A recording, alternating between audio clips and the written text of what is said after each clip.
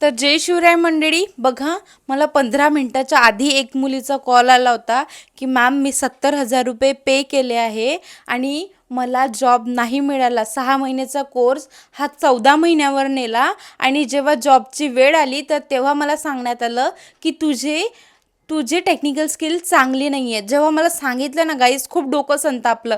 जेव्हा 6 महिन्याचा कोर्स तुम्ही 14 महिन्यावर नेत आहे आणि 14 महिन्याचा कोर्स झाल्यानंतर तुम्ही म्हणत आहे तुमचे टेक्निकल स्किल चांगले नाही, मग तुम्ही काय शिकवलं 14 महिने?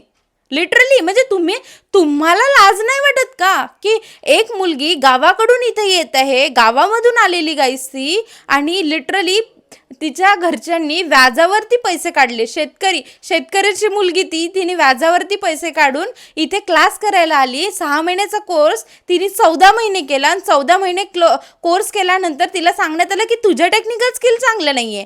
गाईज ती लिटरली रडत होती. ती म्हणत होती की मॅम मी एवढा सगळा खर्च केला आहे, 14 महिन्याचा खर्च, माझा नुसतं क्लासचा खर्च 70,000 आणि येण्या जाण्याचा, खाण्यापिण्याचा, राहण्याचा खर्च माझा 1.5 ते 2 लाखावरती गेला आहे. आणि आता मी माझ्या पॅरेंट्सला कसं सांगू की माझं टेक्निकल स्किल चांगले नाही असं म्हणत आहे इन्स्टिट्यूटवाले.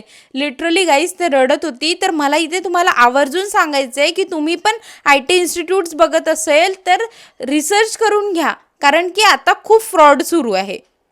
मला बस एवढंच सांगायचं होतं गाईज.